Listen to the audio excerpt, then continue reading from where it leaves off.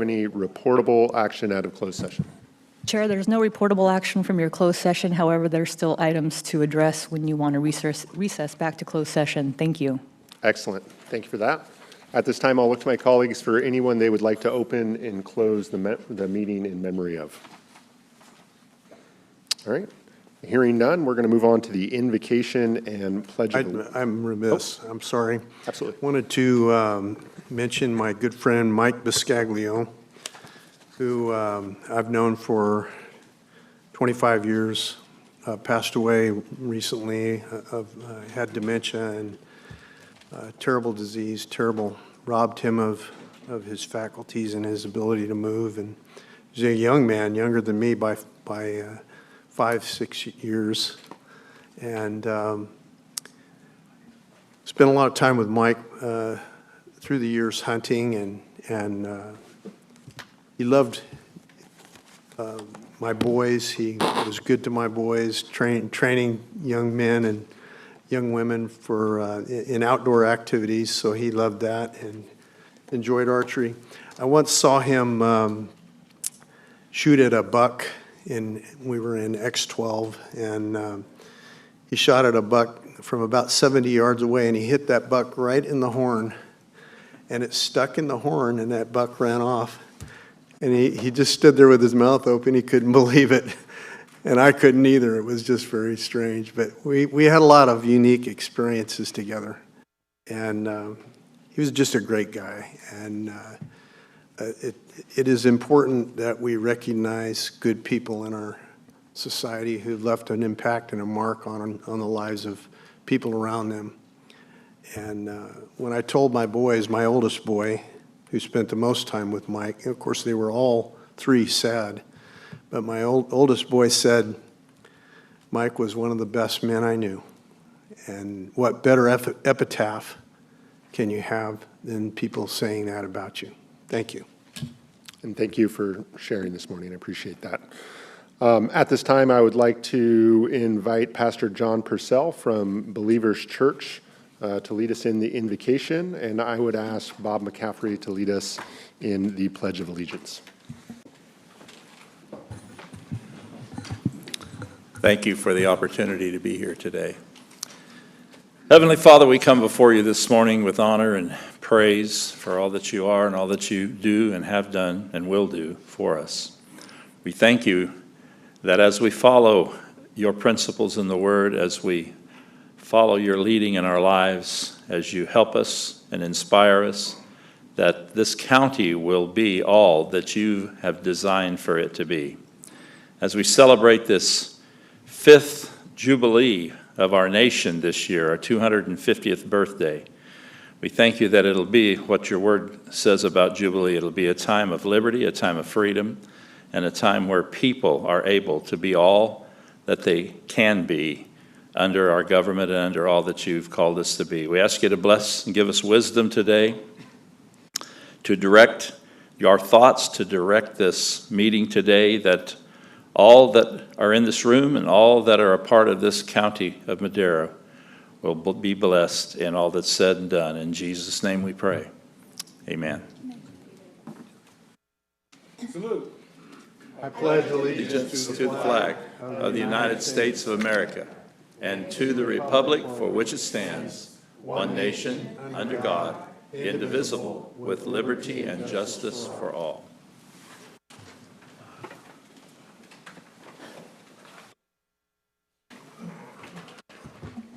Excellent. Thank you for that. At this time, we will look to the public for any public comment they may have.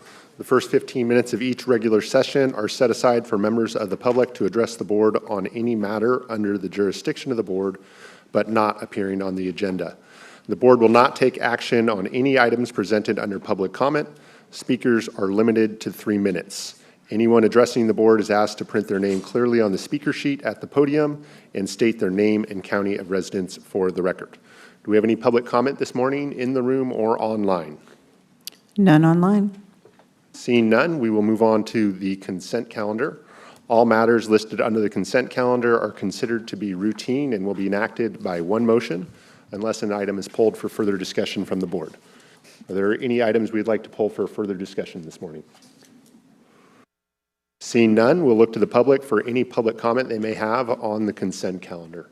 Any public comment in the room or online? None online. Hearing none, we'll bring it back to I the move to board. approve. A second. We have a motion and a second. Roll call vote, please. Supervisor Rogers? Yes. Supervisor Gonzalez? Yes. Supervisor Wamha? Aye. Supervisor Poitras? Aye. Chair McCulley? Yes, Vote passes 5-0. thank you. With that, we're going to move on to our discussion items. We're going to take things a little out of order this morning, and so I'd like to start with item 8D. Board of Supervisors, Department, Children and Families Commission, first 5, discussion and consideration of approval to reappoint Dr. Nas as the City of Madera Community Representative to first 5 Madera County for a 3-year term to expire June 30th, 2029. Good morning, Board. My name is Monica Ramirez. I'm the Executive Director with First 5 Madera County, and with me today, Dr. Nas. As we were preparing this item before you, asking for his reappointment to Madera Commission, we realized that Dr. Nas has been serving for quite some time, and the Commission requested to do a special recognition. So I'll pass it along now to Supervisor Gonzalez. Yes, thank you. Thank you, Mr. Chair. Yes, in preparation for this item, we realized that Dr. Nas has been serving on First 5 since its inception and has served over 25 years on this board. And he has this unique perspective, and he's one of the few in the state that offers, where we have a member of the First 5 Commission that is a pediatrician. So we really appreciate Dr. Naz's expertise, and I appreciate that the chair is allowing us to take this item early on so that Dr. Naz can get back to what he does best, is to get to our youngest residents in Madera County. But we have this proclamation, and I'm not going to read it, but there are some things that I'd really like to share with the community. Dr. Naz first came to the United States in 1976 to pursue medical training and moved to Madera in 1981. He's dedicated more than 4 decades to caring for children and families throughout Madera County and has become a trusted pediatrician serving multiple generations.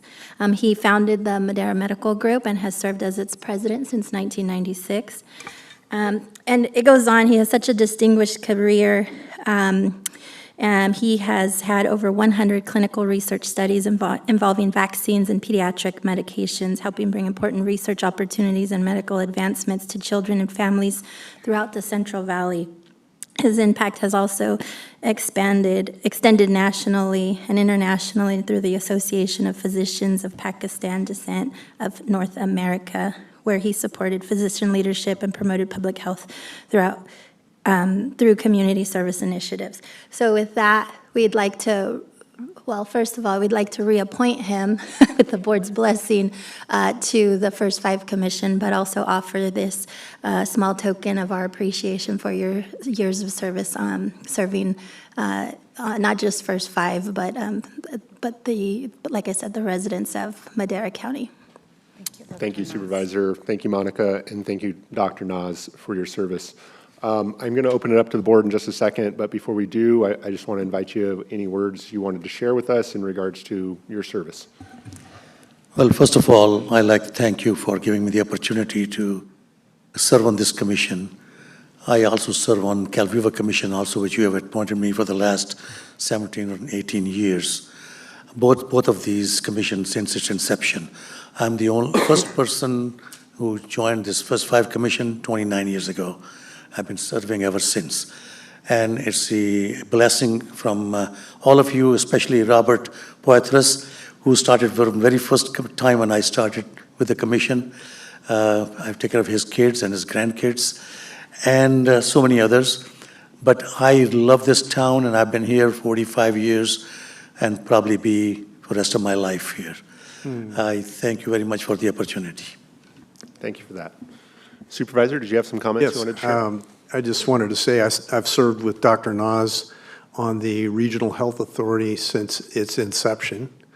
And he just gives back over and over and over again to his community. This is a supreme example of what it means to give back to your community.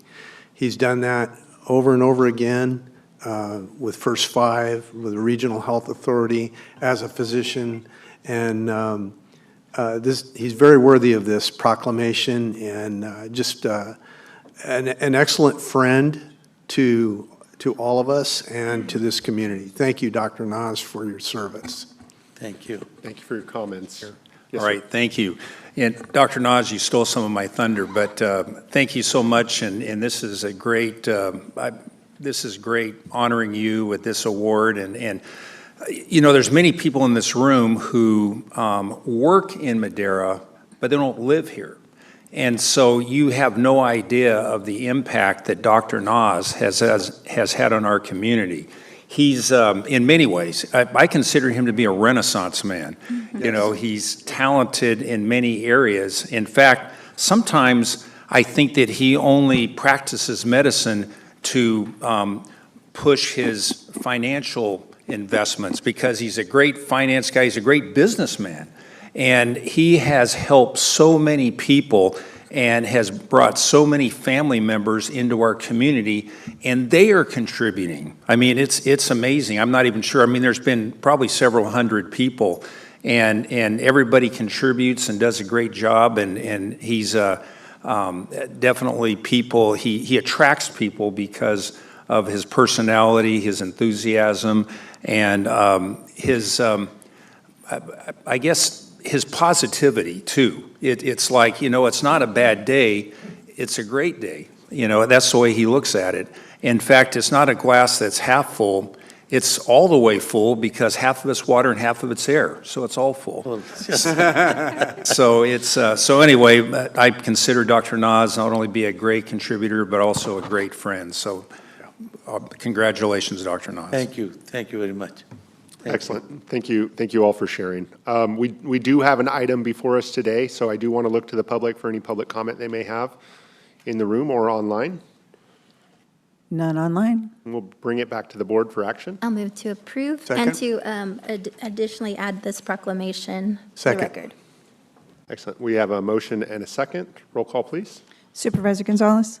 Aye. Supervisor Rogers? Yes. Supervisor Wamhaugh? Aye. Supervisor Poitras? Aye. Chair McCauley? Yes. Vote passes 5-0. Excellent. And if we may, I'd love to take a quick photo if you're willing. And I'd like if the to team invite from- the First Five team and in addition, our First Five commissioners that are here today, please.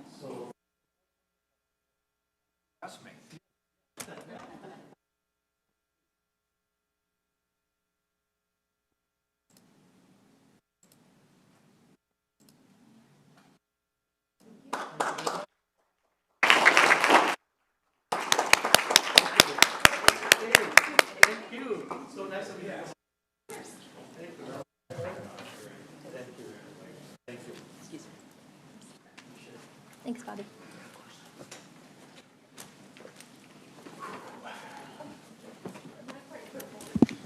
It is always great to celebrate those that give a little extra and make the world a little bit more of a special place for everybody. So thank you to Dr. Nas, and thank you to my colleague for bringing this item forward. At this time, we're going to move to item 8A.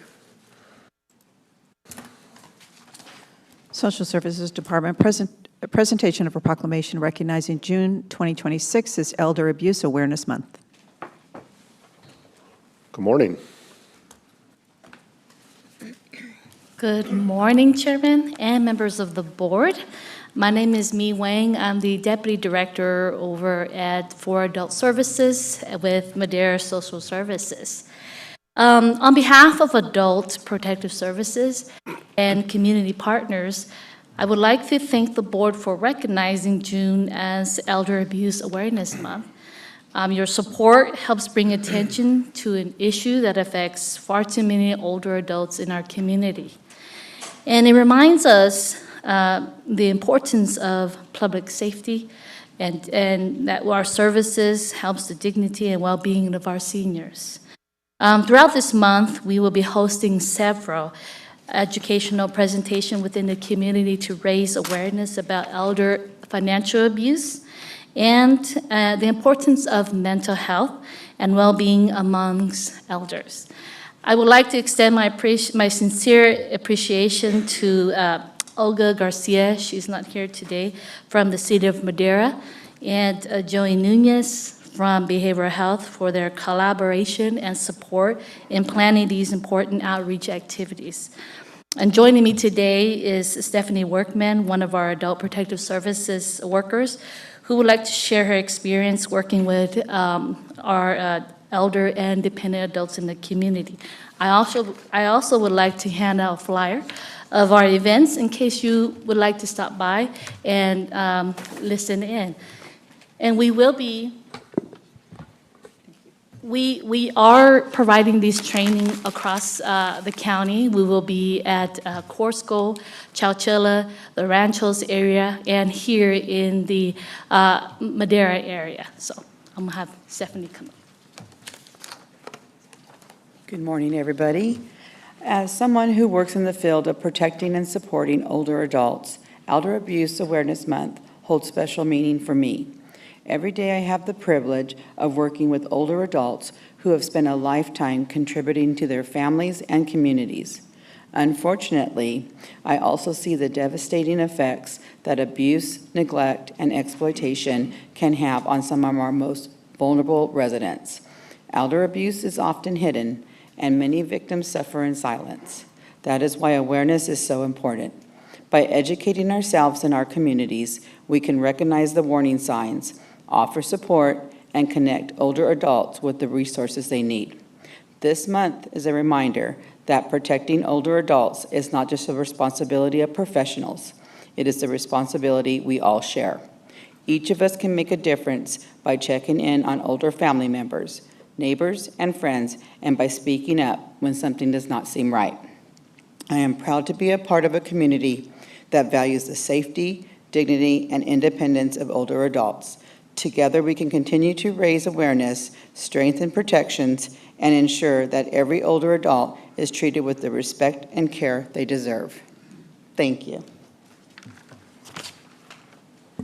Excellent. Thank you for the presentation this morning. I think oftentimes when we think about elder abuse, we're always thinking about the neglect, the physical abuse, and those sorts of things. You think about family members, perhaps, and mistreating other family members. But I think these days when we see so much these scamming things, all these internet stuff, I think it's just so important that we're not only out in front of our elders, but also educating their, family members around what to look for around these things. Because, I know folks personally that have fallen victim to some of these scams, and it's tragic. It's not just a financial loss for them. It, in many ways, can be the end for them because of the shame and all the things they experience along with these incidents. And so just really appreciate the work that you're doing to get out there into our communities and educate folks around this. So I want to open it up to the rest of the board. Any comments, questions they may have? Supervisor? Yes, I just want to comment on one part of your flyer, and that is protecting yourself from financial scams and fraud. I've mentioned this before, and so it's especially near and dear to me because my father was scammed out of $1 million. And we have no way, no recourse, no ability to recuperate those funds. And I would just remind children of elderly parents and grandparents that, there's a verse in the Bible that comes to mind. It says to honor your father and your mother, that it may be well with you and that you might live long upon the earth. And the word honor means to respect and to care for deeply and with a moral character. And I feel like I let my dad down in that regard. So it really hits home with me. I felt like I let him down, that I didn't protect him from that circumstance. And we got to it too late, me and my brother both. We both feel a sense of, not just because the money, we don't need the money. He didn't really need the money, but the money would have made his grandchildren's life better, or something like that. It didn't belong to those people who took it, let's just say that. He worked his whole life, and he was robbed of dignity with what happened. And it's, to me, that's the lowest scum of the earth that would do that. A society is measured by how it treats its most vulnerable citizens. And that goes for children, that goes for elderly people as well. And I just can't say enough about how we need to become more aware as a society of this issue. And I don't know what's missing in our education of our young people, but they, in my family, I feel the love and respect of my grandchildren. I feel the love and respect of my children. But it's not that way with everybody, and I don't understand that. And I know a lot of you here feel the same way. We don't understand why. Wouldn't you respect somebody who's lived their life in a good way and treat them with respect? Anyway, thank you for this awareness. Thank you for sharing. Unless there are any additional comments from my colleagues, I'd like to gather up for a quick photo opportunity, if that's okay. Yes. Excellent, thank you.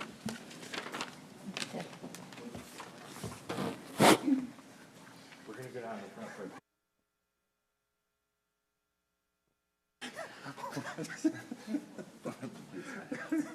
I'll take it.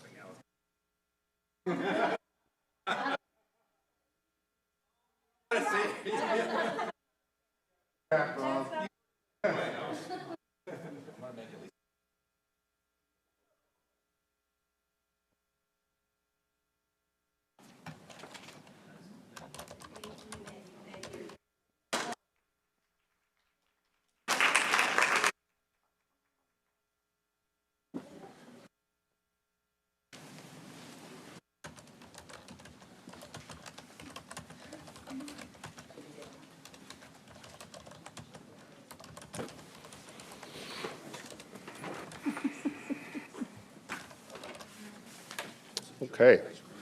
With that, let's look to item 8B. Board of Supervisors Department presentation of a proclamation recognizing the 50th anniversary of McCaffrey Homes. Thank you for that. So we have, not sure if we have anybody, oh, there they are. Yeah, I want to invite the McCaffreys to come on up. Karen, Bob, Brent, Ash, if you'd like to join us up at the podium real quick. I'm sure everybody's going to have a few words to share, but as the chair, I'll do my best to kick us off here. So, today we're here to, well, not today, but, we are going to honor you guys with a proclamation for your 50th anniversary. And so just want to say from me personally, appreciate everything that you guys have done here in Madera County. Your investments here in the county have made, a heck of a difference for the community. And it's not just about today, it's when we look forward to, the example that you all have set here in Madera County. I think it's just a wonderful thing. So thank you all for being here and excited to recognize you here with this proclamation. So I want to open it up to my colleagues real quick, and then, of course, give you guys a few minutes to share as well. So I've got one. Yep. one of the first projects that I was involved with as a supervisor when I stepped onto this board was the Tesoro Viejo project. Worked closely with Bob and Brent and their family. And I don't know if you remember or not, but at the groundbreaking for Tesoro Viejo, I made a comment that I borrowed from Robert Kennedy, who said, some men see things that are and say why. And the McCaffreys see things that are not and say why not. And you have made Madera County a better place because of your presence here. Definitely, I love the quality of what you do, the quality of life that you've brought to this region with your entrepreneurial and your prowess and your abilities. I love it when a person does something with all their might, and that is you, your family. You do it with all your might, and that is such an excellent way to be. Thank you for what you've done for us and this community, and we just honor you today. Thank you. Excellent. I'd like to say a few words. When you think about, making a difference and making an imprint, it's hard not to think about what you guys have done. Over 20 years, you guys have put your blood, sweat, and tears into one project. And although you've been in business for, over 50 years, and I used to live on Paula Road. Oh, my sister. And just down the street from Karen Road. Yeah, that's exactly right. Paula Road sold faster than Karen. But, you guys have done something that is going to be lasting way longer than any of us in this room. And, 100 years from now, that Rio Mesa plan is going to be known as the McCaffrey development. And that is just, it shows the vision, what you guys had a long time ago. You guys looked at that piece of property and you saw the potential in that property. It's a beautiful property. And you guys didn't just speak about it. You guys didn't just put some things into motion. You put everything behind it. Everything behind it. And when you go out there, I think you were just seeing the tip of what that area is going to become. And without doers like you, that would still be a piece of dirt. Right. And it'll probably still be a piece of dirt for another 100 years. And because of you guys, you are creating thousands and thousands of memories for families, for those who send their kids to school, memories, all based on what you guys have done. And congratulations. That is something that is truly remarkable and a fingerprint that will last for generations to come. And I don't think you can ask for anything more than that, something, a legacy to be left behind. And you guys have just done an amazing job. Right. Thank you for your comments. Yeah, thank you, Mr. Chair. I'd just like to congratulate the McCaffreys, and I look at it as a tribute to private enterprise and to capitalism. That seems to be a kind of a bad word in certain circles. When I go to Sacramento and advocate for transportation, all they can talk about is transit-oriented development and taking trains and building up apartments, Soviet-style housing, where these trains stop.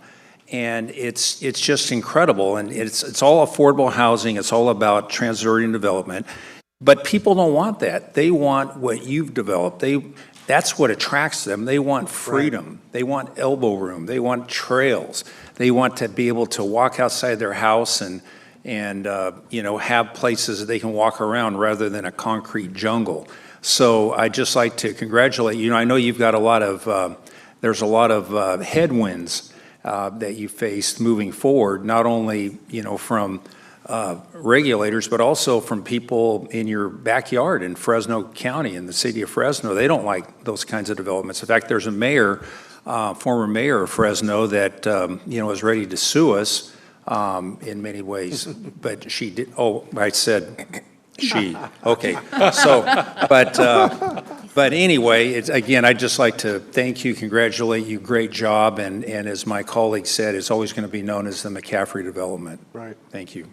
Thank you for that. Supervisor? Yeah, thank you, Mr. Chair. I'll echo all the sentiments of my colleagues. I also want to thank you for not just the development, but for all of the efforts that you assist with, whether it's the Heart Walk or all the events that take place at Tesoro Viejo. You guys are very generous with our communities, and so we really appreciate that.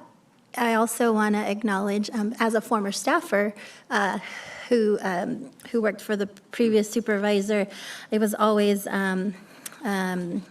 very easy to work with you all, and those are the sentiments of a lot of our staff. So on behalf of our staff, thank you for that partnership. Excellent point, Supervisor. Thank you. So we've said enough. I'd love to hear from you folks. Before I let the boss talk, Yes. I just want to say, history-wise, thank you very much. In 1976, we started building on your lot in Madera Ranchos and in the Bonadeli Ranchos. Our first two models that we built were on the original Highway 41 frontage road there. That's the frontage road now, the two-lane road. And we thoroughly enjoyed the last 20 years as a public-private partnership with Madera on the Tesoro Viejo project, and it couldn't have been done without you and your staff. Your staff is marvelous across the board, and it just couldn't have been done. Thank you. Thank you. I didn't expect this to be emotional, but it did. Thank you so much for those kind words. Bob's right. We hold Madera County very near and dear in our hearts. This is where we began our career. It's like we came full circle with Tesoro Viejo. We embraced Madera County's vision in the Rio Mesa Plan. It was a true public-private partnership, collaboration that was able to bring it to fruition and vision thanks to you and your staff. And it's a delight to walk that community and see it thriving with the residents of Madera County. So we look forward to future partnerships. Thank you so very much. This means the world to us. Thank you, Karen.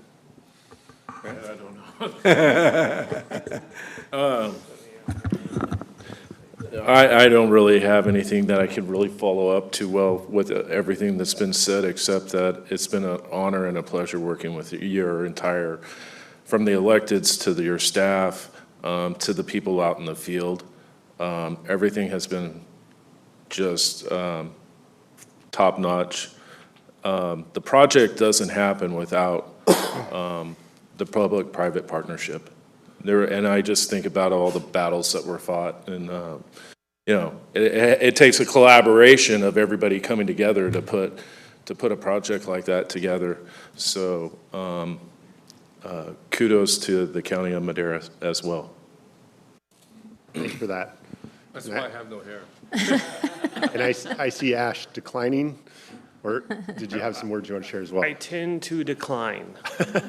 However, the staff prior to you and the current staff, I really appreciate it because you've made my father-in-law, mother-in-law, brother-in-law so happy and so proud, and they have nothing but wonderful things to say about Madera County. So thank you. Thank you for that. And when I think about staff and the work they've done, to help and work with you folks on this project, I think of one staff member in particular who was pretty much thrown in day one. So I am going to kind of look to our CAO and see if he has any thoughts he wants to share in regards to this ongoing partnership. Thank you, Chair. Gosh, there's a lot of memories there.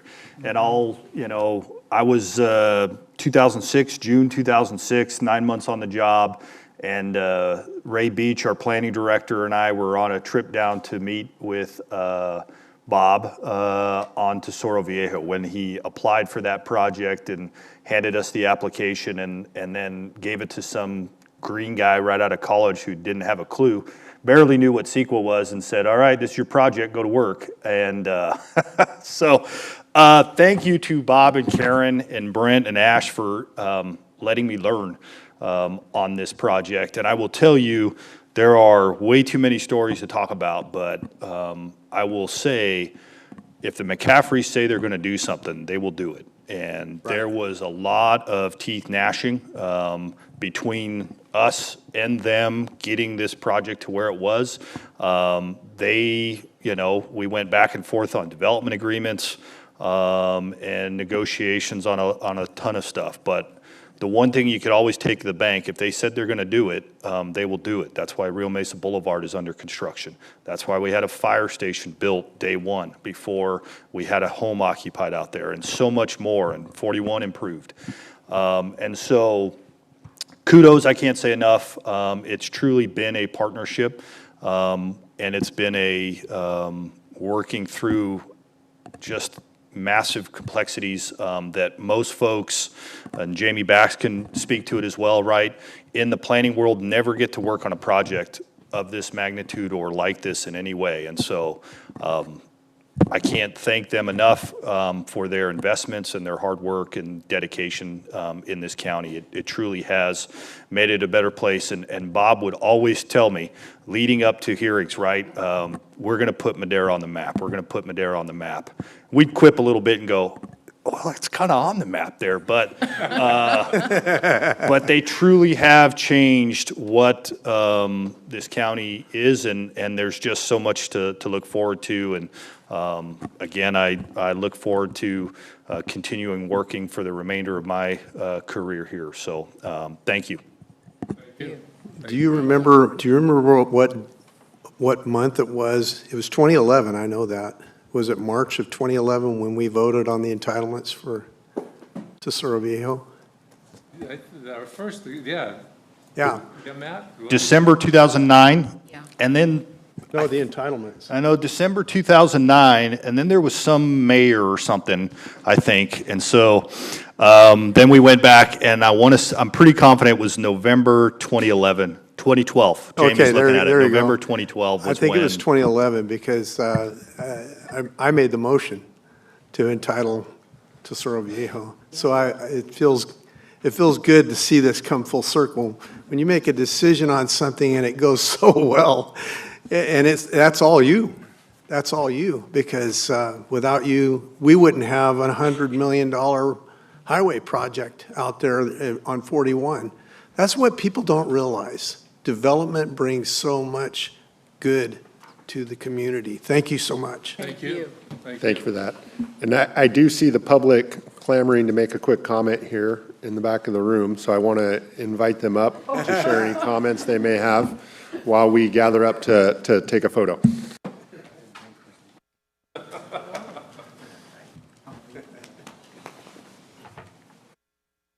Good memories. So I saw this, I just wanted to come down and thank the McCaffreys for everything they did.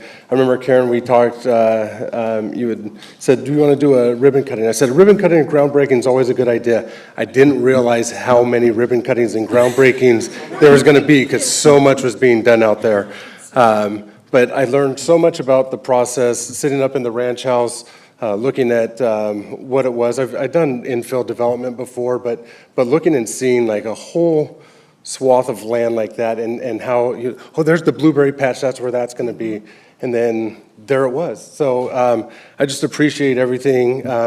Bob, I know you told my campaign manager the first time that I should shave my beard. I'm sorry, that's the one thing I didn't listen to you about, and I grew it back because I got this double chin now. But just really appreciate you and all of your family and everything you've done to help the community, and taking a chance on a little redhead kid like me too. So thank you. Thank you. Thank you.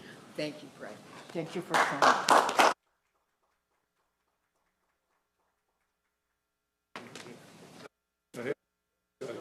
Oh, no. Yeah. No, it's theirs. It's yours. Seriously, we're good. No, I'm not a part of the McCaffrey. We're good.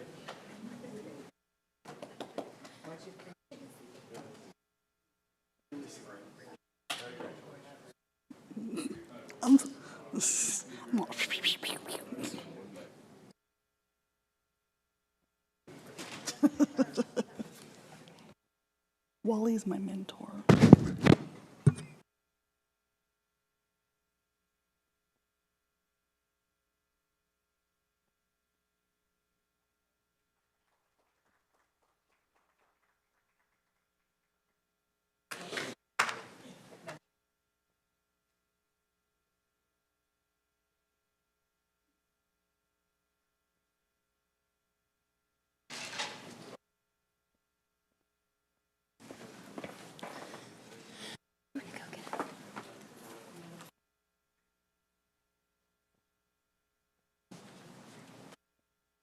What a positive day.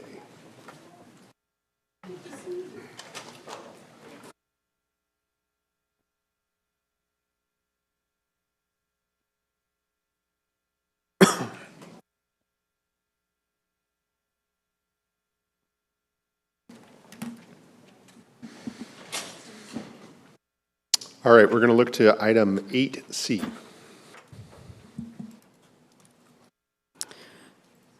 Board of Supervisors Department, Children and Families First, Children and Families Commission, First Five, presentation of Dolly Parton Imagination Library, one-year update by First Five staff.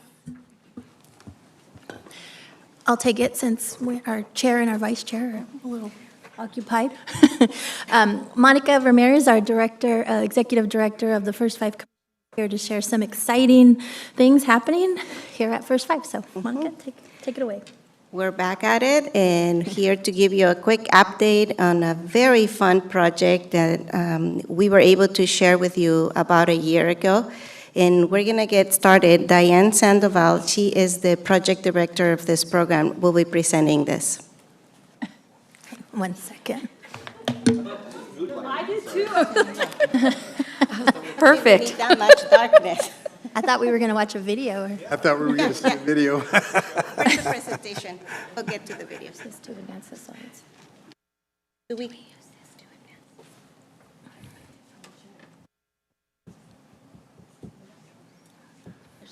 There's PowerPoint.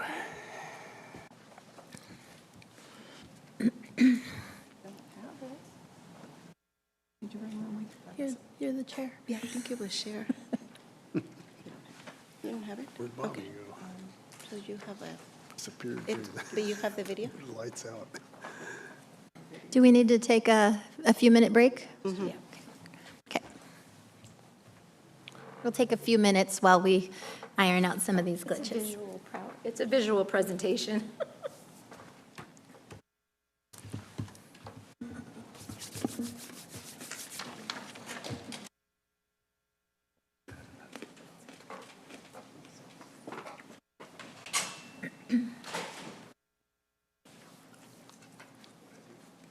There's some glitches, so we're taking a quick break.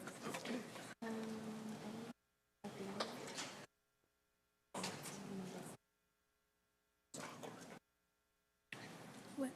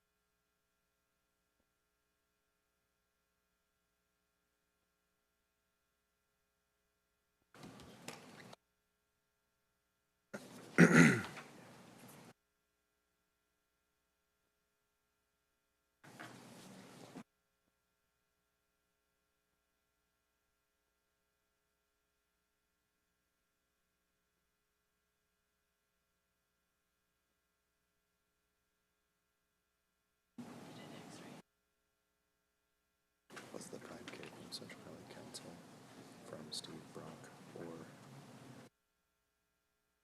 American?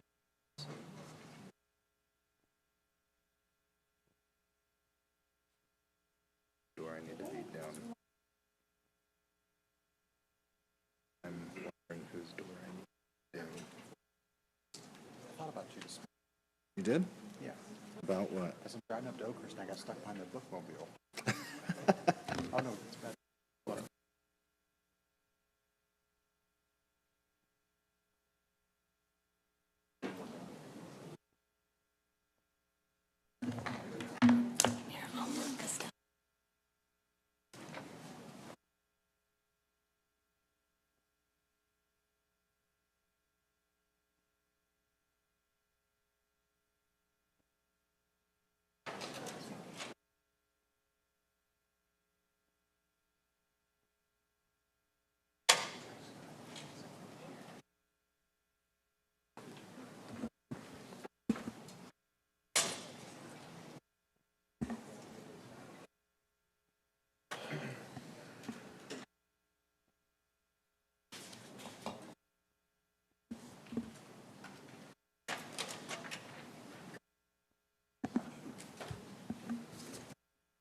She's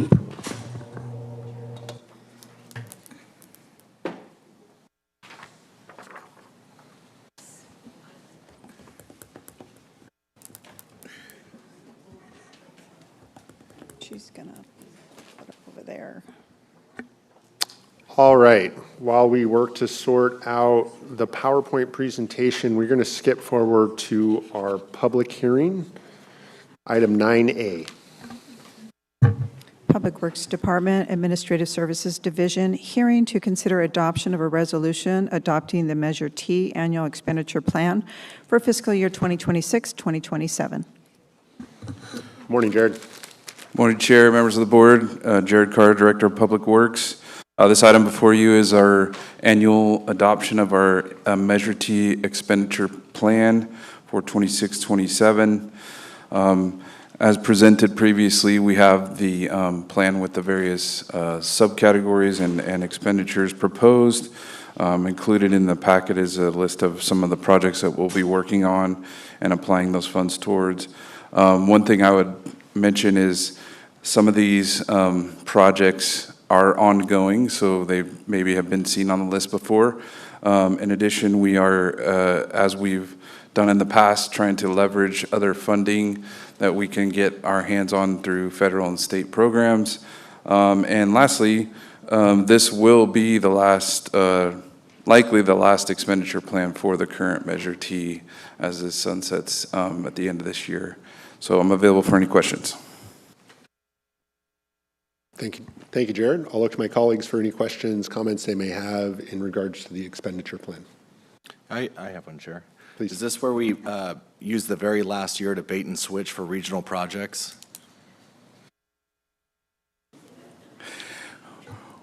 We are going to use the funds as we have in the past to improve our network and apply it in the best possible manner. So we're doing it in accordance with the measure, not a bait and switch? Correct. Thank you. And so far, I have received 0 emails. So just to let you know. Got it. There was a call for, I don't know, I guess people are satisfied. Okay, any additional comments or questions from the board? Seeing none, this is a public hearing, so we're going to open the public hearing, and we're going to look to the public for any comments they may have, either in the room or online. We have one online. Okay. Go ahead, Dan.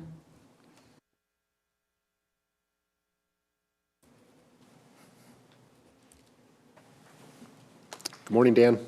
Can you hear me now? Yes, sir. Can you hear me now? I'm sorry, I was unable to hear one word of that presentation that Jared made, and I would like to rehear it, please. That's not our problem. Playback through. No, we're not showing any audio or video issues on our side, Dan, so I'm not sure what the issue is on your. We had a technical difficulty screen during most of his presentation. I apologize, the audio was muted. He is correct. Can we rehear that? Sure. Chair, that's not legally required at this point in time with the law. If you would like to allow for it, that's clearly within the chair's prerogative. Yeah, let's go ahead and do the presentation again, please, Jared.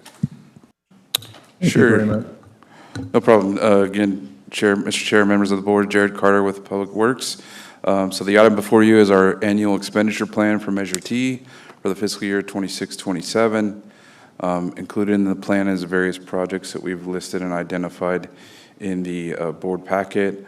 Of note are several projects that have carried over throughout the years to continue them on, as well as some projects that we are using federal money to leverage with the Measure T dollars, as has been the practice with this program. And lastly, just to make a note that this is likely the final expenditure plan of the current Measure T as it expires, and we'll be moving into the new measure in 2027. Thank you, Jared, and my apologies, board. Were my comments noted as well? They were not.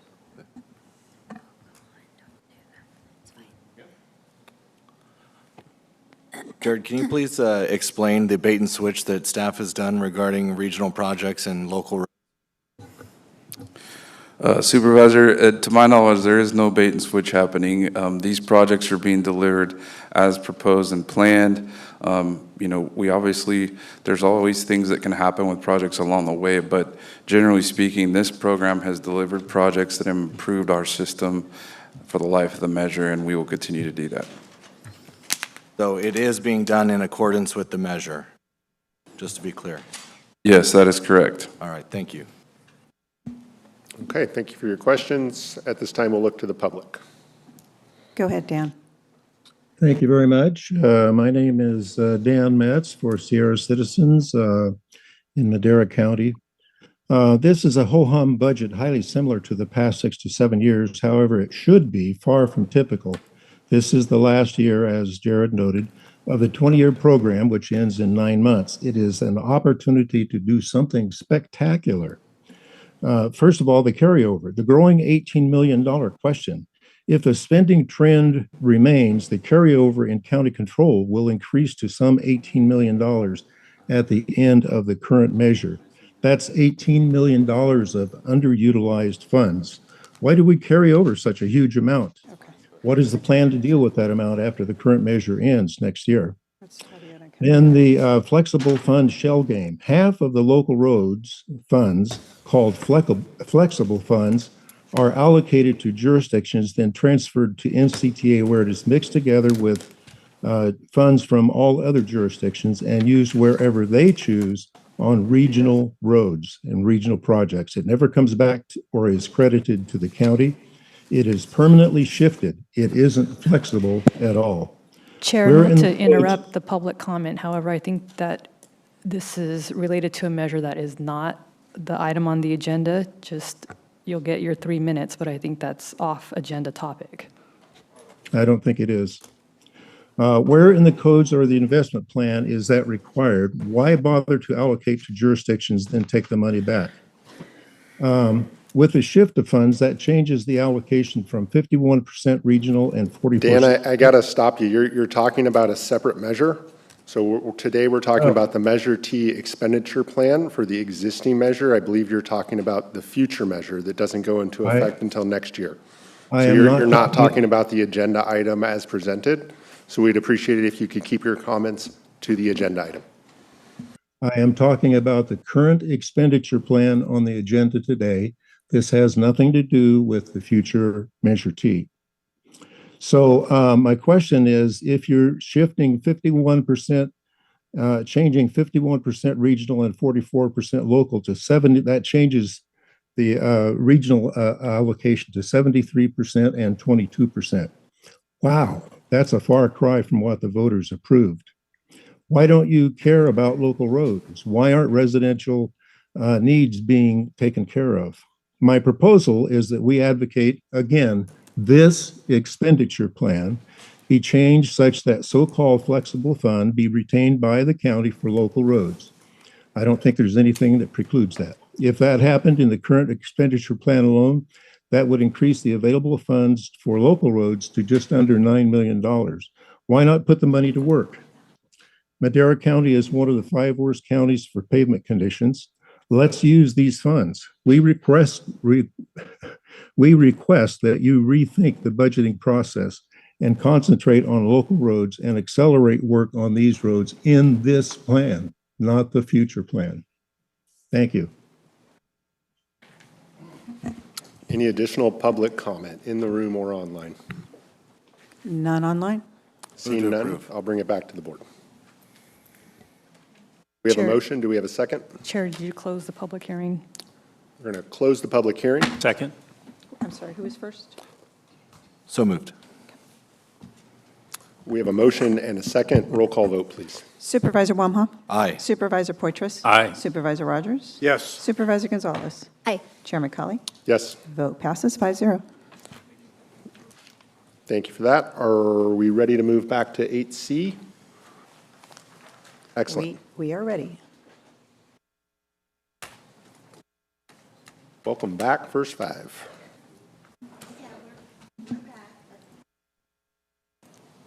We're back and ready.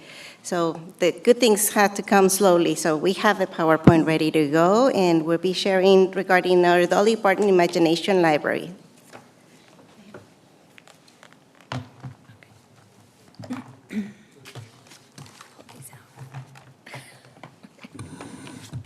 Okay, good morning. My name is Diane Sandoval, and of course, I am with First Five Madera.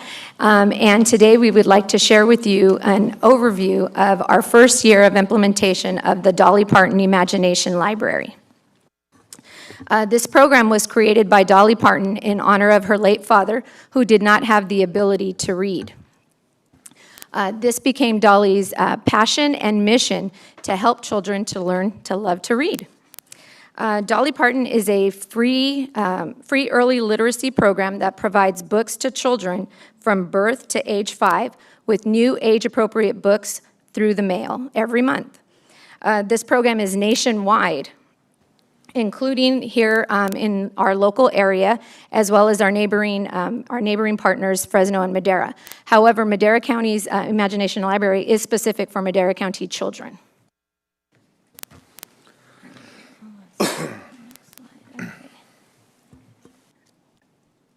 Okay, so this program was brought together in collaboration with the Dolly Parton Imagination Library, as well as United Way, Fresno, and Madera counties, and as well as your local First Five Madera. This slide represents the estimated total population and a moment in time back in April of 2025 of the eligible children in Madera County, which was just over 10,000 kiddos. And again, this number does fluctuate based on births and children aging up, but this was a moment in time. The next slide is we would like to share the overview of that year. So of those 10,763 eligible children during our first year of implementation, 2,341 were registered. And that represents 22% of the total eligible population. That resulted in 17,385 books being mailed out to children within that year, and having 294 children graduate from the program, which means they did age up or aged out. Now this slide demonstrates services within the county where children are actually registered and receiving books. You can see the highest concentration is the 93638, which is Madera. However, that number does include the surrounding area of the 93637 and 93636. In the Excel format or in the Excel map, those numbers did get combined. But when you break it down, we do have the 93636 showing 427 children registered. 93637 had 630 children registered, and the 93638 had 658 children registered, which altogether is 1710. Let's see, this next slide is a distribution, or is a picture of a distribution by age group and by language. The first bar represents the age group, which is group 6, but that's actually 5-year-olds. The next bar is group 5, which is 4-year-olds, and then so on. The highest distribution by language is English, which is the 12,955. But that, with Spanish following after, this program is only available at this point in time in 2 languages, which is English and Spanish bilingual. This slide represents the book distribution by month. I don't know what happened. Okay, technical difficulties, but that slide did represent the book distribution by month, so you can see the children registering. So every month we should see that continually grow as we get children registered within the program. Here we have the book titles for the 2026 year, and these are book titles by age group. The Dolly Parton Imagination Library has what they call a blue ribbon selection committee, which is a group of 8 individuals from various backgrounds that choose book titles based on age appropriateness for the child during their ages and stages. And so the book selection committee, it could be comprised from the local librarians. They also have director of mental infant health promotion and some retired teachers, for example. The committee does meet every year to refresh and review the titles. So some titles may stay, some titles may go out. And the unique component of these titles is every child receives the same book or two of the same books. They received The Little Engine That Could, which is this one here, and we shared that with your board during our initial presentation back in April of last year. And that's because it's Dolly's favorite book. And then the last book they receive is Look Out Kindergarten, Here I Come. So to get them ready to go on to the big school. So the program cost. For a full year of implementation, the program actual cost is $46,121. However, with the state-local match from Senate Bill 1183, which was introduced by Senator Shannon Grove, local program cost would be $22,743.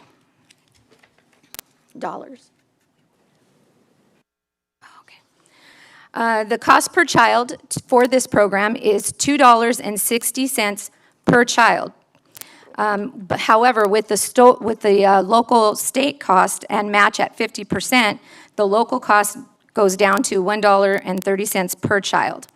So with $2,000 at $1.30, we could fund 128 children for 1 year, which translates into 1,538 books being mailed out. What's next for this program? We are continuing to build on our momentum, and we have deployed billboard campaigns strategically placed across the county. We have deployed a mobile media campaign, which works with geofencing. I have no idea how that works, but it's there. We paid for it. And then we also are continuing our countywide registration, on-site registration efforts, as well as growing community support and going out into the community to share more about this program. We do have some testimonials or family quotes from local families who are participating in the program, and the overall consensus is that families love it. Kids are excited to go to the mailbox and get their book because it does come in their name. And as Dolly would say, you can never get enough books into the hands of enough children. Unfortunately, we did have a video that we were going to share with you, really cute, super cute, with a local family who is actually participating in the program. However, if you would like to see it, it is rolling on our social media platforms. So it just gives a breakdown of their experience. And that is all. Thank you so much for your time. Excellent. Thank you for your presentation. I greatly appreciate it. I want to open it up to my colleagues. Any comments, questions they may have in regards to the program? Sure, Mr. Chair, I'll add that I just want to thank the first 5 staff for this project. I am happy to report that I enrolled Liliana in the program, and we get our book once a month, and you know it's always fun to share with her when she gets something in the mail, and she gets excited about the books that come. So thank you for doing this. We also have an empty display case here in the Government Center. I'd love to see a display with maybe some of the books and whatnot to encourage people to sign up because it's such a great program. Thanks for those comments. So if you can't find the first 5 video online, follow Supervisors' Instagram and you can catch a nice one of Liliana reading those books. Any other comments, questions? All right, hearing none, it'd be great if we could gather up and take a little photo. Or, nope, I'm sorry, we already did that. I'm getting confused. So that's what happens when we bounce around, I suppose. So thank you so much for the presentation. We look forward to seeing you next time.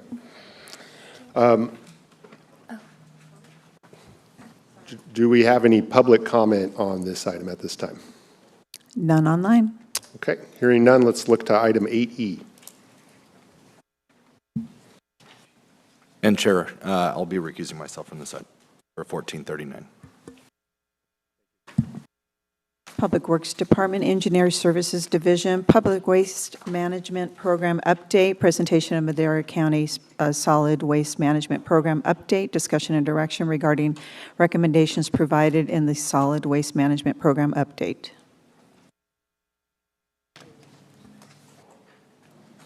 Buddy.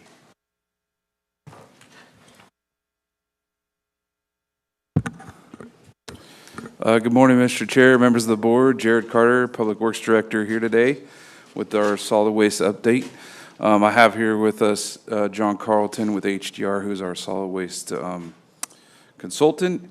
And we do have a short presentation to go through with some items we're going to cover today, and then we can talk about that and have any questions.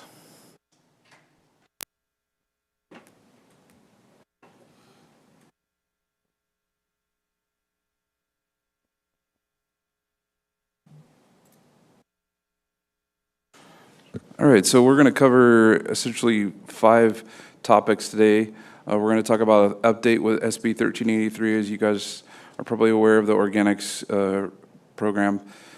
We also have some ordinance updates to present related to roll-off enforcement, and also discussion of our transfer station and landfill agreements, operation agreements.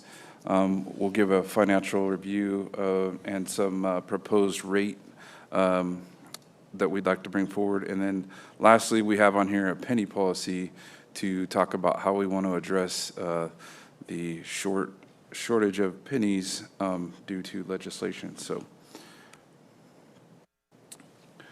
we do have some of our partners here today with us in the room at Madco and Red Rock, who are our franchise haulers for the mountain area. And also Red Rock is our operator for the landfill and the transfer station.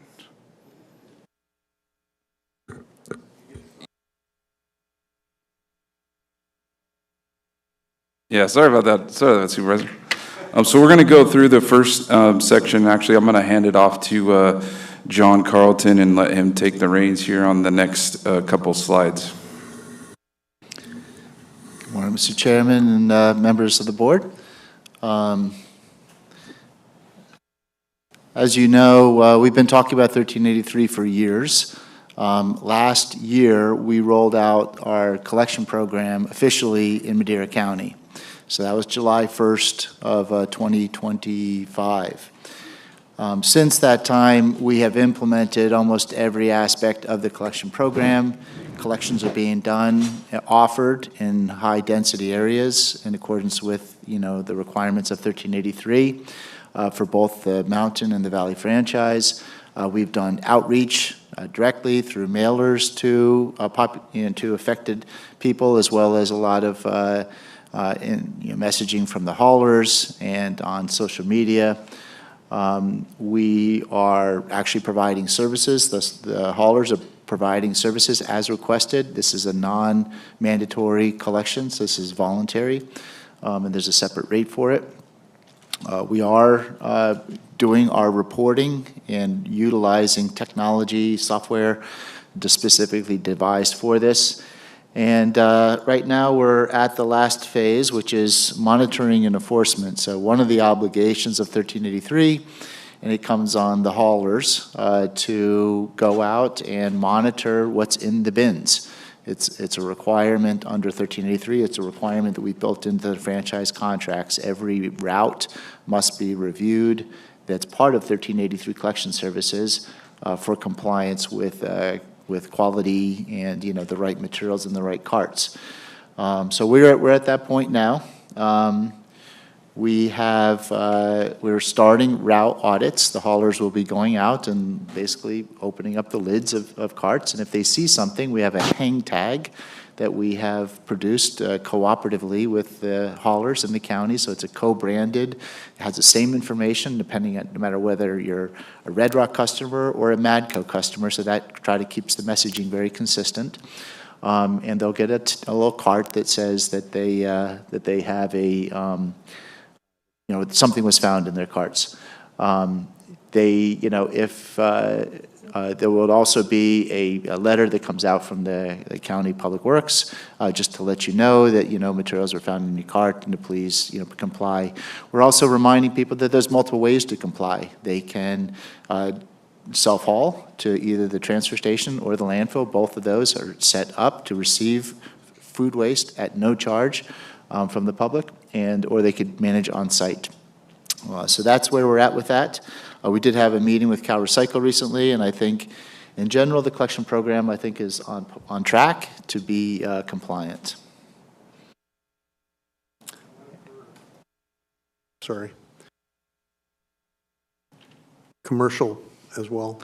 Yes, yeah, it's commercial and residential.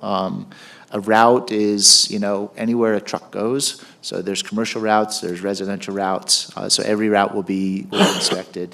Thank you. And so the same information, same process will go to whether you're resident or business. Any questions on 1383? All right, thank you.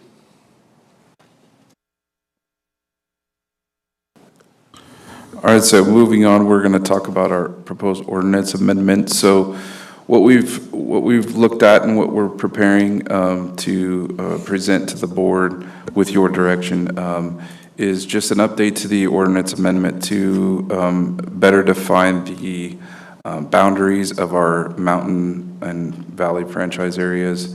We want to make sure that that's consistent with what's exactly in the contract for those haulers. In addition to that, we have been working with County Council to develop language and modifications to the ordinance to unauthorized impounding of unauthorized bins. So, as you're aware, we have an exclusive franchise, and we have an obligation to ensure that that business is adhered to the franchise requirements of the county code.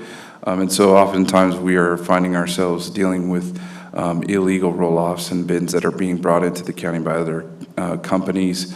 And so through that process, we've developed a more refined process and immediate process to deal with that. And so what's included in the proposed ordinance amendment would essentially give some authority to the haulers, a little more authority to remove containers that are illegally brought into the county. And also it reduces the time frame, which is the big sticker right now with a 48-hour requirement of noticing before we can impound. It creates a bit of a challenge to be able to get on top of those. So those are probably the primary things that we're looking at. And then we are also looking at establishing some fees to those businesses who are illegally bringing those bins to the county, particularly those that are repeat offenders. Yeah, I would think a mechanism to curb that. First time, this amount, second time, a higher amount. Have we thought about training our field inspectors from the building department to be aware of containers? Yeah, so we definitely have been in coordination with our building folks. We actually have information that is handed out with the permits when permits are pulled, informing contractors and folks about the franchise and who to contact. Unfortunately, people make decisions otherwise at times, and so we have a pretty good process of identifying those between our county team that is able to see those, and also the haulers are very vigilant in identifying those as well. And so what about it when the permit is pulled, a notice to the permit puller and a possible fine for to let them know, this is our hauler, this is who you use for roll-off bins. You use anybody else, you are liable for a fine. Yeah, we can definitely look at that. Like I said, we do have some literature and some handouts that we do give out to folks when they pull the permits, and we can look at maybe, strengthening the language on that a little bit. Yeah, because I think most contractors know. I mean, it's obvious to me, of course, I'm a contractor, so it is obvious to me, and I'm on the board, but I think most contractors know that there is an agreement and that shouldn't happen. So it's a little bit blatant in that regard. My thoughts. Yeah, thank you for the comments and the questions. I think that's part of why we're reviewing this and looking at fees to possibly put on, those folks that are not acting in accordance with the existing rules. So thank you for the comments. If we can continue with the presentation, please. Sure. The next item on the agenda is looking for some direction on the transfer station and landfill operations agreements. So these agreements were entered into at the end of October 2012, and they were a 15-year agreement, I think. So they are going to expire in 2027.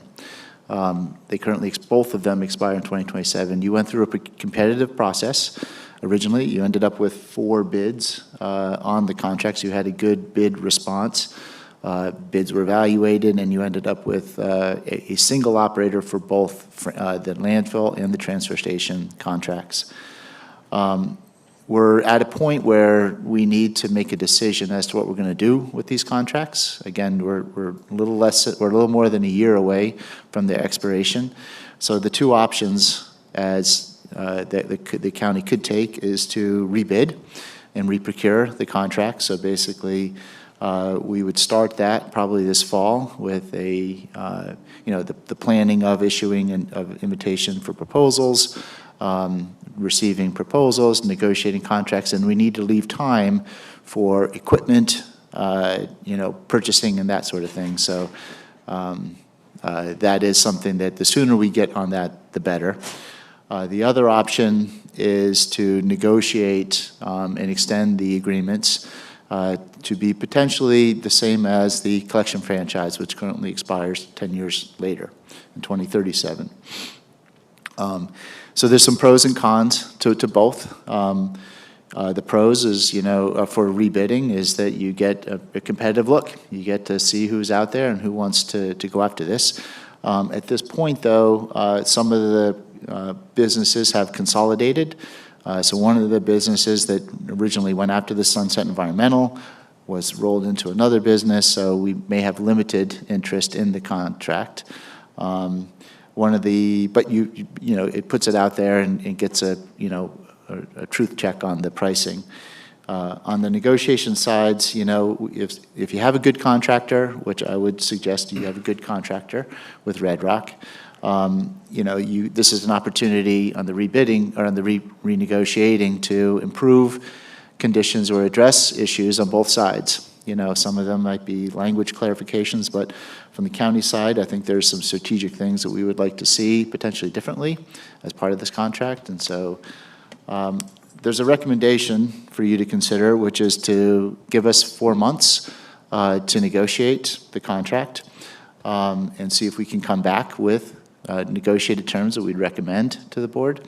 And then if that is unsuccessful, we have time still to rebid.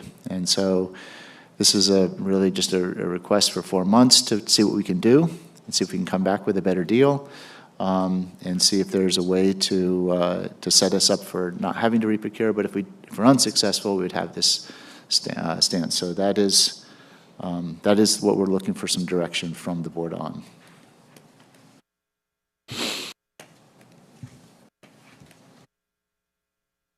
Any questions on that? Are you guys looking to do section by section and then have some deliberation, or were you hoping to do the whole presentation and then work on deliberation? Just want to make sure. Well, this is a conversation. I mean, this is a workshop. If there's item here you'd like to discuss, we can discuss. I think we better discuss that now, or we can get through the whole thing and talk, afterwards. Whatever you'd like to do. Okay. I will look to my colleagues for any comments, questions they may have in regards to staff's recommendation on this section. Yeah, Mr. Chair, In regards to seeking direction right now and what the request is, I'm good with negotiating and extending. Thank you. Supervisor? Yes, I've had nothing but good experience with our current vendors, both in the mountains and the valley. I believe they're very competitive all around, and I like the idea of negotiating and extending. Same. Thank you for that. Yeah, I would have a tendency to agree. I have full faith in staff's ability to negotiate a fair and reasonable contract, and so that's my gut feeling is we need to go down that direction. Furthermore, I just want to point out when we look to our neighbors, particularly in the north, that are looking to make changes around their contracts. I think it's important we understand what's going on around us. And when I see them moving towards a direction where we're already at, I think that provides me some reassurance that we're in a good place. So feel great about staff negotiating for the next 4 months, and hopefully we can come to terms that are agreeable. Great, thank you very Next much. section, So we'll move on to the next section on the financial review, and again, I'm going to pass this to John to run through. Thank you, Jared. All right, so as you know, we did a study in 2023, 2024 to take a really hard look at the solid waste operation to see if it was the right system even, for Madera County, what was needed to look at a sustainable rate given the capital needs of the landfill and the transfer station. What we did is in that study, they recommended rates to be charged for landfill disposal. The liner fund, beginning in 2024, I think it is in July 2024, we raised rates to a fairly significant jump from like 67 to like 129, I think it's around there.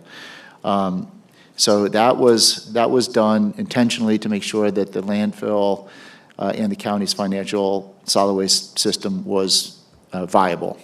And so we've been tracking it since then. That 2003, 2004 study did not anticipate a rate adjustment. It raised it significantly, but then held it flat for a number of years in the model. And we've been tracking that, and we have been consistent with that since. So what we have done so far is to keep looking at the finances. We have some big capital projects in the, I guess it's 7-figure range that are coming up for the landfill, low 7 figures, but 7 figures nonetheless, that are significant and need, to be addressed. Luckily, I think the money is there. So we are not, again, looking for any adjustments to that landfill component as of now. Our cash position is strong, and we've got enough money to fund these capital needs, so we're doing that. We have seen, as you can imagine, cost increases across the board. Fuel has actually gone down, but it's coming back up. I mean, it went down last year, so actually, when we talk about rate adjustments, you'll see that some of the rates actually went down because of fuel last year, but they're back up. So we're seeing a high price for commodities. When we do landfill construction, we have liner material that's a petroleum-based substance. Everything is much more expensive. We're also looking at, thank goodness the state doesn't stop with the regulatory requirements, new requirements from the Air Board called the methane rule, the landfill methane rule, which is going to increase compliance costs for the landfill. So we're looking at all these things, but luckily I think our system is robust enough to handle that. So that's the good news. One of the things that happened as a result of the increase in disposal costs is that we had a contract mechanism for, the disposal fees to be adjusted by the county at any time in the contract. We could go up, down, anywhere, and there was a mechanism for that increase to be passed along or decrease to be passed along to ratepayers. When we did this originally back in 2012, we had estimated that the disposal costs were roughly 15% of the cost of the operation. And so we were allowed 15% of any rate adjustment to be passed along for that. And it was sort of just a math thing going forward.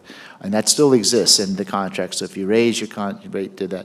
But when we went from 67 to 124, it disproportionately impacted that percentage. The haulers have requested consideration for this. We know that their financials have been impacted by this, and so they made a request.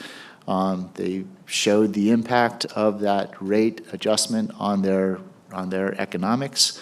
And what they're asking for is a 2.87% increase effective July 1st for the remainder of the contract. So just, no additional rate adjustments going forward, for this. This takes care of everything.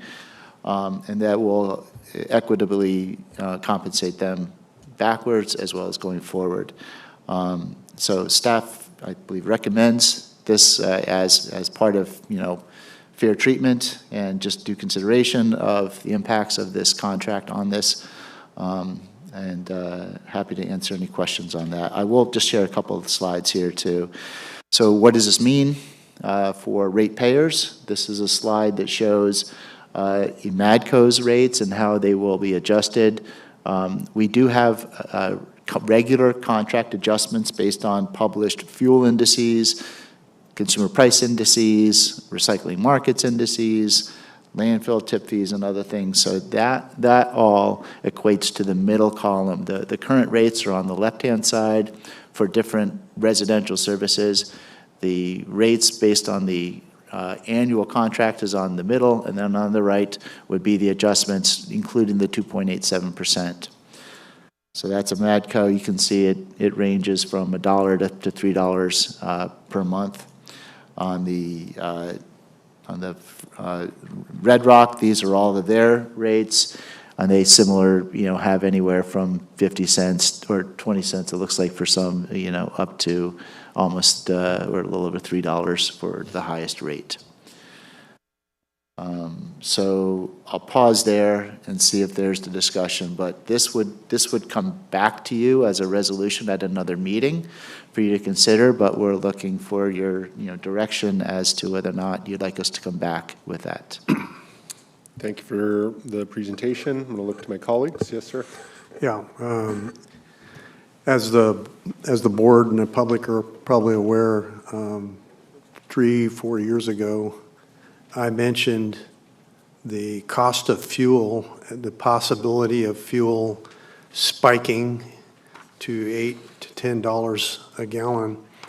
And that reality has hit the fan, as it were, unfortunately. I hate it when I'm right, and like that, especially when bad news is imminent. But this is exactly what happened as a result of refinery closures.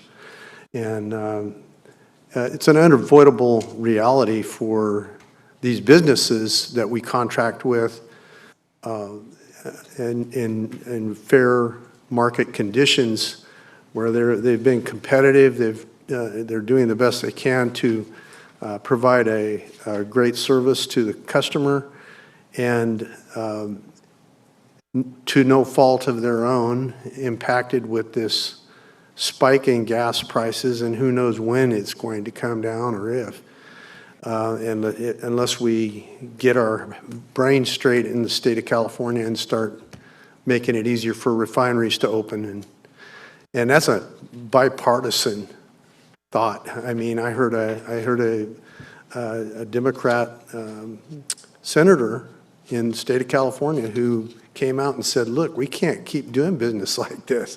And she was right. I agree with her 100%. It doesn't matter whether you're Republican or Democrat. When it hits your wallet, it's impacting. And it's not fair of us to expect these businesses to absorb the cost of that business. I'm in a business where I can pass that cost along to my customer, if I so desire, or absorb it, whichever I so desire. But I'm in public or a private business. I'm in a private business, so as a sole proprietor, I have that option. These guys don't have that option without our consent, and I think it's only fair that we step up and do the right thing in this regard. So I favor the increase in regard to the fuel consumption. Thank you for your comments. Any additional comments from the board? Yeah, I'd just like to say I'm good with bringing back the item with the adjustment. Same. I appreciate that, and I would agree as well. I would be curious to better understand what it would look like if we went the other way. And what I mean by that is by lowering our tipping fees and how that would impact our liner fund. And so when we're reviewing the resolution to possibly increase rates, I would love to have that discussion as well as part of that item, if that's possible. Yes, sir. I agree with that. And one other thing that comes to mind, those funds, the liner fund fees, or the funds that are collected from that, are invested in our county, through our county program, or are they not? Are you referring to the franchise fees that we collect, or? No, the liner fund fee. We've got this big pot of money that we're collecting, and that money is invested, is it not? Or it just sits over here and doesn't collect any?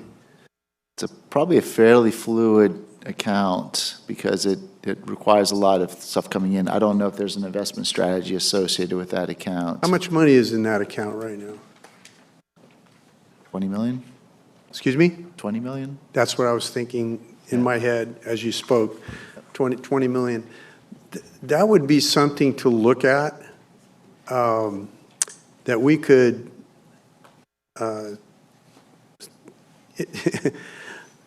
bring money in for the taxpayer. And we don't want to risk those funds in a large way, but that would be through the treasurer tax collector. I believe she does a lot of that type of investing for the county and various other organizations that we have those funds. So if that's legal for us to do that, I would think the $20 million would bring in a lot of additional revenue. Okay. Yeah, we can definitely look into that and talk with the treasurer tax collector. We could take about. probably, and what I'm suggesting is that you said that it's kind of fluid, so it moves in and out as it's used. So you could take a percentage of that and make sure that it's invested wisely, and then the proceeds, of course, would go back into the fund, which would enable us to give the taxpayers a break. I do have one other item that's a financial approval request. So when we talked about the ordinance that would be done to allow the haulers to basically impound and pull boxes if they are found and have, exceeded the 24-hour notice. If you could share the slide on, that we're sharing here.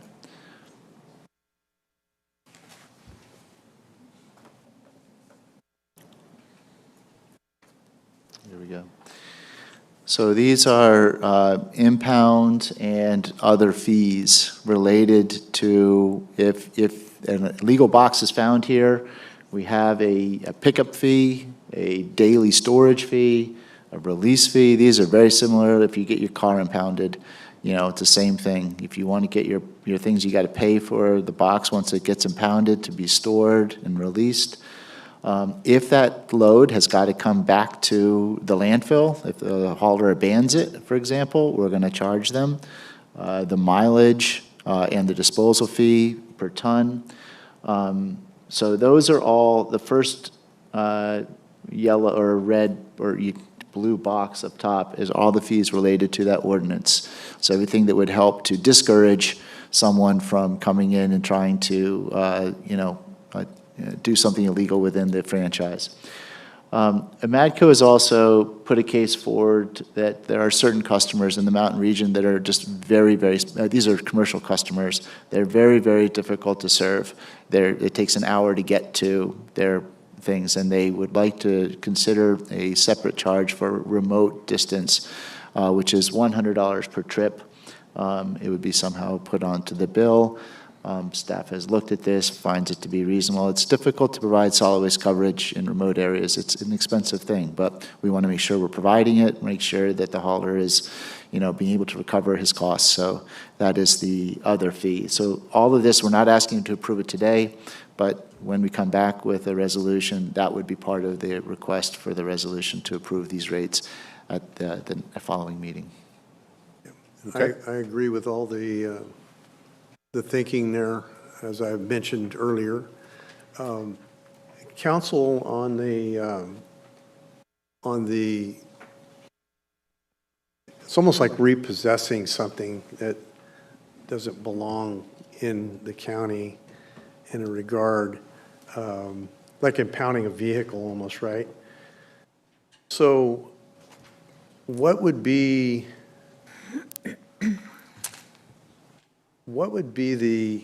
the parameters on our capabilities in that regard? Chair, members of the board, there is already a system in place that allows the county to collect containers that are unauthorized, allows the county franchisees to haul and remove those containers, and then also notice they store them at their own facility. And so what we're trying to do with this proposed ordinance amendment is beef that up to make it quicker, and it's explained better, and everyone knows the process, because there are some bad apples, and if we streamline and refine the already in place lawful process, then we might be able to better discourage and inform the public with regards to using an unlawful, hauler. And so I think that one of the proposals, or I know that one of the proposals from staff and our office is to also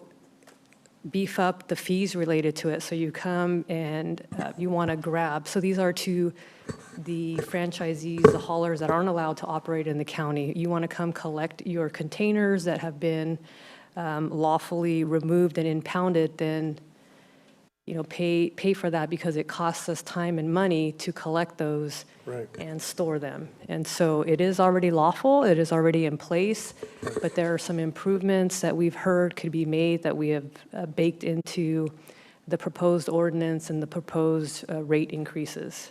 Yeah. If that answers your question. Usually these roll-off bins are connected with construction projects or destruction projects, whichever you want to call it. Construction and destruction. What would be the possibilities of red tagging a job that allows an illegal roll-off? I believe that the larger construction bins are also included in this process. In other words, if you need a large bin for construction, both of our franchisees offer that, and that would still be the avenue and what's required in our county code. But I see Jared and Matt want to add to that. Thank you, Chair. The only thing I would say, Supervisor, is I think the proposal to limit that timeline to a 24-hour period, we can look at an ability to red tag a job site, but the fact that that container would be gone within on the 24th hour and 1 minute, I think may make that kind of somewhat of a moot point, but we can certainly look at that and work with, I see Jamie shaking her head in the back there. Yeah, my thinking on that is really simple. You're not only discouraging the person who hauls that bin to that site, but you're discouraging people from renting those bins from those illegal haulers when you say that if you hire an illegal bin hauler, your job is automatically red tagged for 1 week or 2 weeks. Would we be legally able to red tag them after the issue had been resolved? we can look at that. My suggestion for us to look at is we probably have to be stronger on the conditioning and the permitting at the beginning process, which is what was raised earlier in terms of informing, and make sure that we're lawfully conducting that business.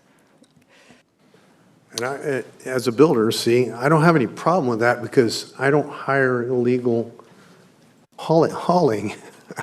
So I don't have any problem with that, and neither should anybody else who doesn't hire illegal bins onto their job site, so. And I certainly don't have an issue with the heavier hammer, especially with those frequent flyers who tend to break the rules often. So appreciate the consideration. Yes. Sorry, I didn't mean No, to you're great. interrupt you. Mr. Chair, members of the board, Jamie Bax, Development Services. So the way our permit tracking system works, and I'm sure you are all familiar with this, is they'd be allowed to condition a project accordingly. The applicant is made aware upfront, you know, of the rules and regulations, and if they're not meeting those, and every time our inspectors go out, they're looking at those conditions of approval, making sure that they're complying with them. And if there is an instance that they're not complying with those, then we can definitely red tag them and not allow for an inspection to pass and move forward. Yeah. Thank you for that, Jamie. That's good. You know, and I'm going back to the words of my major professor. He said, "You're a hard man, David Rogers." When I talk about stuff like this, even back then in college. But you know, the thing is to me is that we have given a franchise for a reason, and it robs the businesses that are serving the people of Madera County, makes it more difficult for them to do the business as a result of that illegal activity, and further makes it more expensive for the people of Madera County as a result of that illegal activity. So I just think we can nip it in the bud pretty easily by making it really unattractive to them to do such. Thank you. Thank you for the comments. From my perspective, again, I have no problem with some of these illegal roll-off rates. But when I do look at remote access trip fees and transportation to Fairmead landfill fees, I don't have a ton of heartburn over it, but I do need to fully understand what we're talking about there as far as locations and what that kind of looks like as far as the ratepayer. So I would love to sit down with the hauler and staff as well to better understand those concerns before we bring this back for more consideration. Any additional comments, questions in regards to this section? All right, hearing none, let's move on to penny policy. All right, thank you, Chair. So yeah, we wanted to present this item specifically for, we're calling it the penny policy. But essentially it does center around the, you know, everybody's aware that the pennies are no longer being made and provided. And so it does create an issue at the landfill when we're taking cash transactions, being able to give out correct change. So we've got some suggestions here on what that might look like. We also recognize this as maybe a bigger thing that needs to look at, maybe countywide. We know we're not the only ones who deal with transactions, and so primarily we just wanted to present it to you and give you a sense of what we're thinking about. And you know, we may be better to just work with our treasurer tax collector and see what they might have suggestions on. But it is something that we're running into an issue with as we're getting, you know, further along in this this time of no pennies. So I don't know if you have any questions for us. Thank you, Jared. As they say, where public works goes, the county follows. So appreciate your leadership on this penny issue. I'm going to look to my colleagues for any comments, questions they may have on the penny policy. I have one. I see council. No? Okay. I have no problem with you folks bringing this back. I definitely encourage you to look to the treasurer's office for any recommendations they may have as we slip off into the matrix. Yeah. It's pretty wild how that disappeared there. Okay, well, with that, I think we're done with our presentation. I don't know if there's any other questions or discussion you guys wanted to have on any of those particular sections, but we're. Look to my colleagues. Any comments, questions? And so we're looking for direction this morning, is that correct? Yeah, that's correct, Chair. And I believe we have direction on most every item based on the discussion. So unless there's anything further, I think we know what we need to do to bring things back. I think there was a consensus in the comments, so. Okay, thank you for that. So at this time, we're going to turn to the public for any public comment they may have in the room or online. None online. Seeing no public comment, this is a presentation and a discussion item, so no action is needed at this time. So we're going to move on to item 8F. Thank you.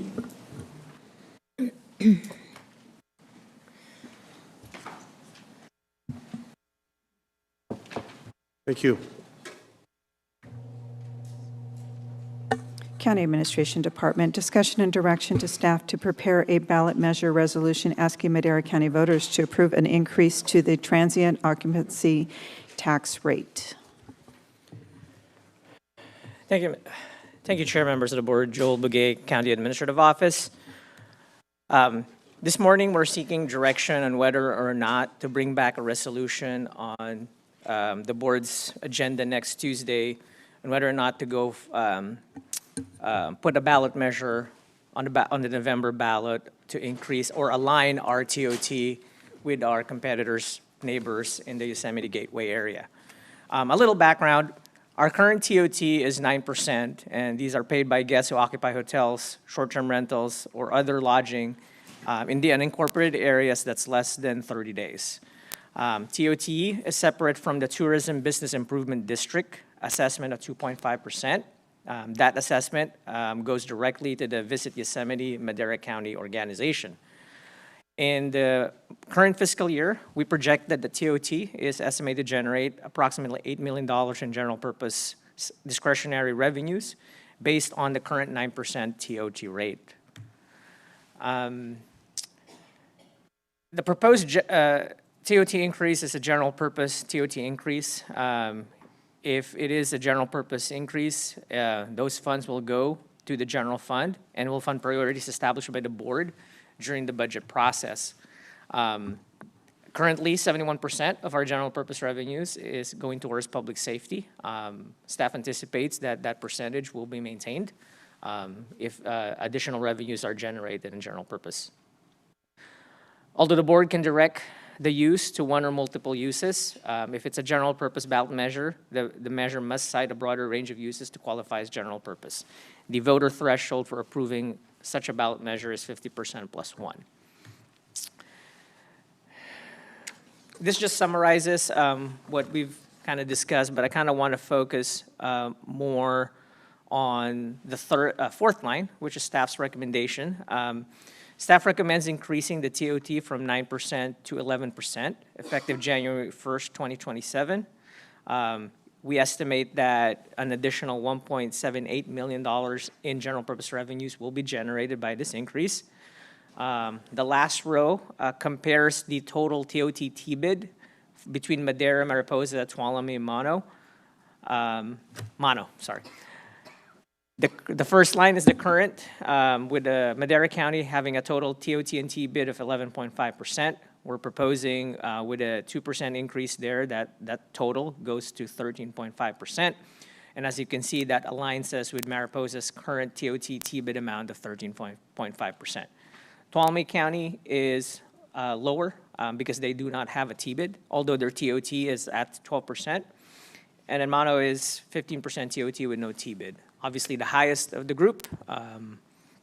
So we're certainly not recommending to increase it to the highest. We're certainly recommending to align it with Mariposa County, our closest competitor in the Yosemite Gateway area. And that concludes staff's formal presentation, and we're available for any questions. Thank you, Joel. Appreciate the presentation. Look to my colleagues for any comments, questions they have in regards to this presentation. I'll make a quick comment. Sure. Transient occupancy tax, that says it all. is paid for by people who visit our county. They utilize our services. They are an impact on our sheriff's department, on our emergency medical services, on our roads, on various things. So I have no qualms about keeping up with the cost of that, of doing that business. We are an increasing destination place for tourism. 1.5 million visitors a year pass through the, what do they call it, the West Gate? And I think it's important that we keep pace with the cost of doing business, as well as keeping it below our surrounding neighbors, or at least at parity with our surrounding neighbors who we compete with on that level. I don't believe someone's going to not come to Madera County because we're at parity with Mariposa. I don't believe that that's the case. And I think, and I believe it's very clear that that there is a nexus to the industry and all of that. Anyway, I'll end it right there and say I'd strongly support the 11%. Sure. Supervisor? Yeah, thanks. Joel, do you have an idea of what the landscape looks like for the ballot in November? Do we have a lot of initiatives? Or maybe Becky can better answer that, or I don't know. Yeah, we would defer to Becky. We did have a conversation with Ms. Martinez, and there are a significant number of state initiatives on the ballot. I believe it was 43. Jeez. Oh, I'm gonna let Becky answer that. And then any local, other local?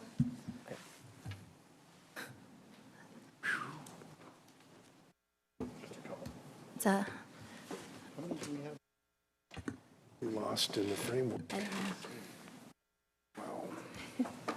Thank you. Good morning. Rebecca Martinez, Clerk Recorder Registrar. So in November, we expect to have at least a minimum of 20 propositions on the November ballot.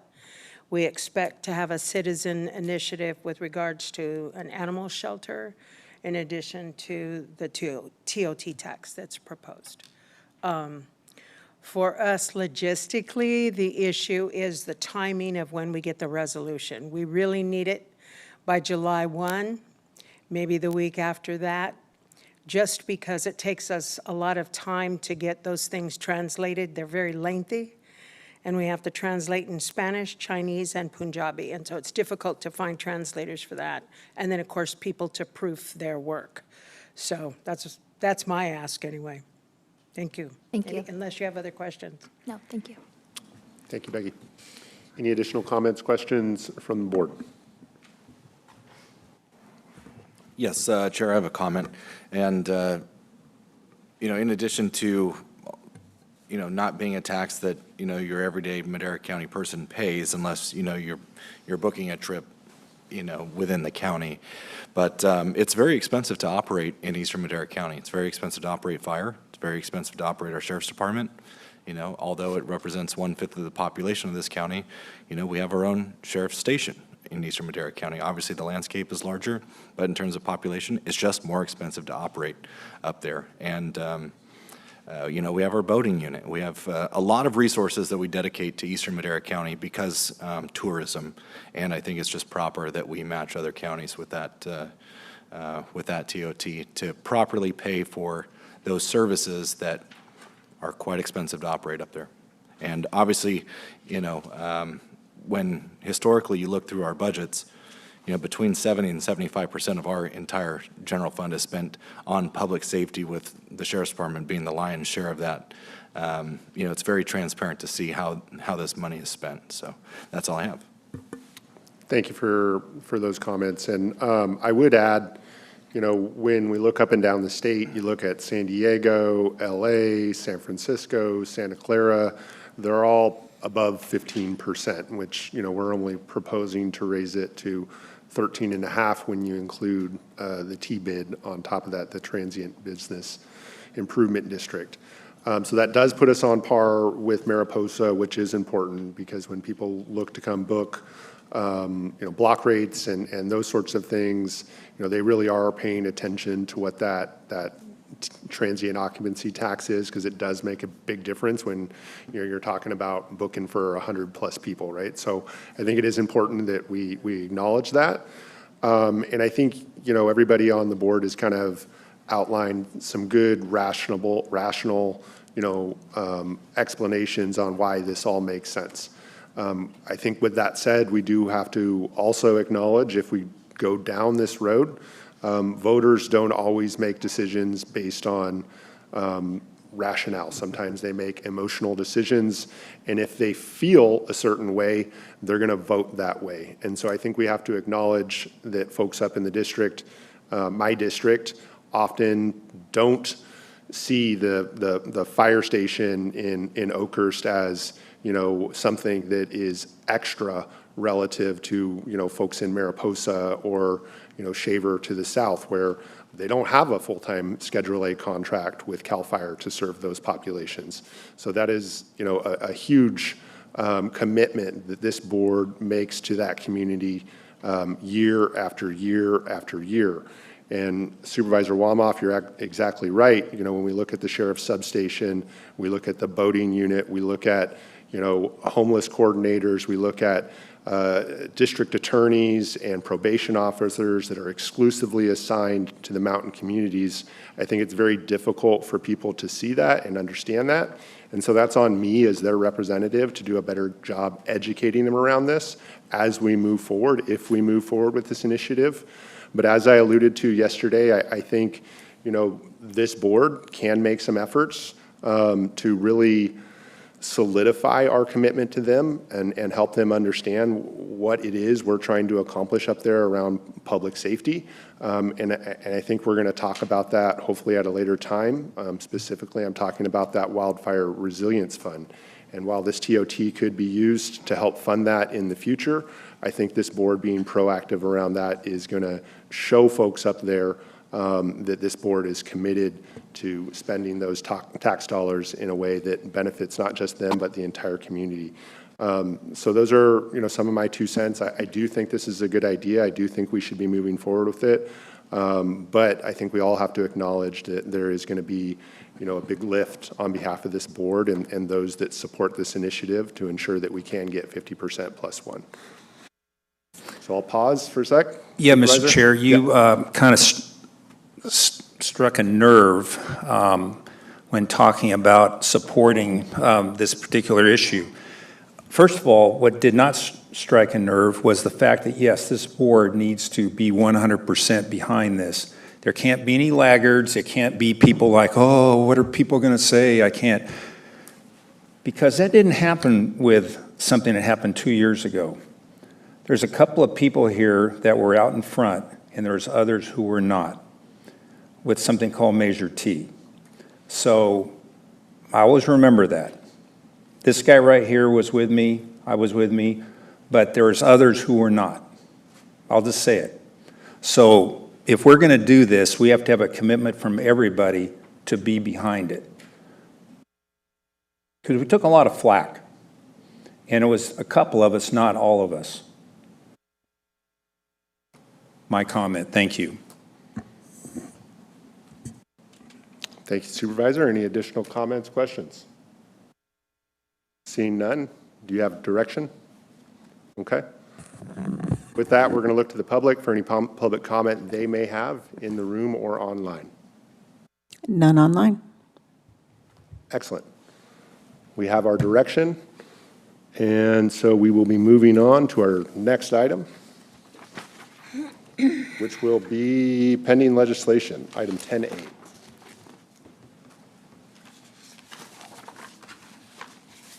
County Administration Department, discussion and consideration to authorize a letter of opposition on behalf of the San Joaquin Valley Regional Association of California Counties to Senate Bill number 1329 as introduced by Senator McNerney relating to large-scale commercial solar projects.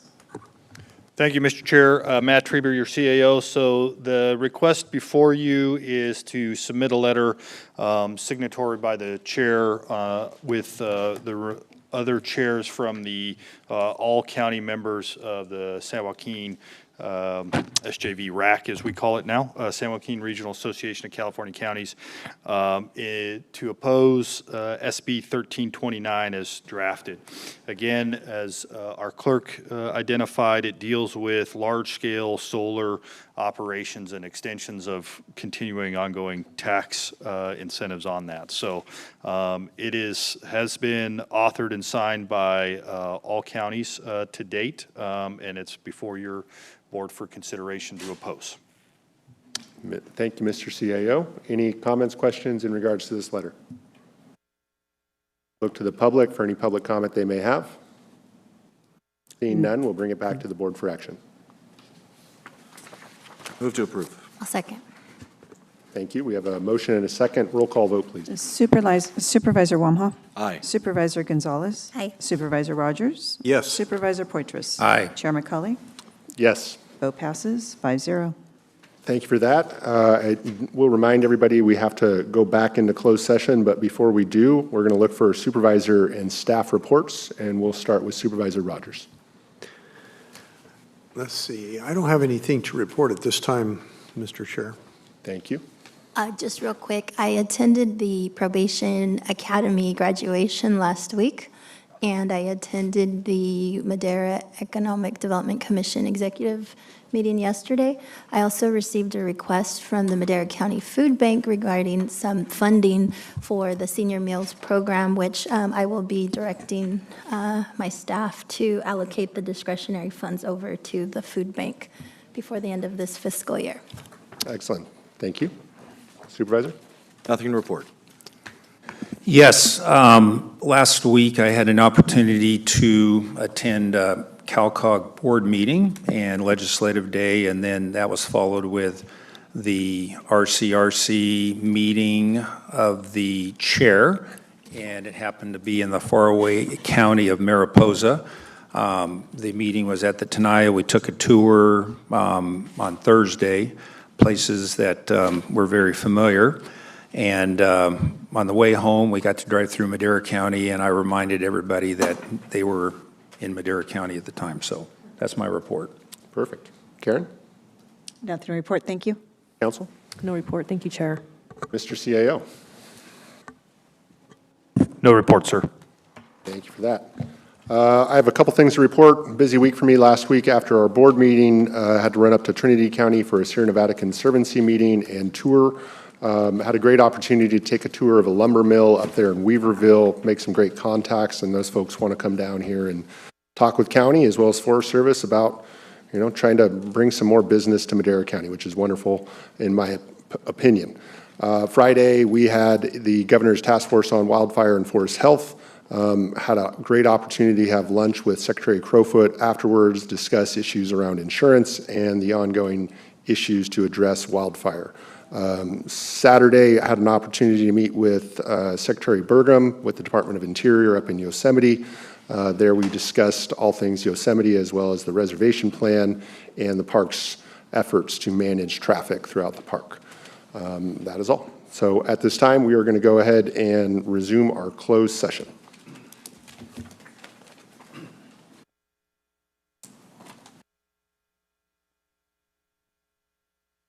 Recording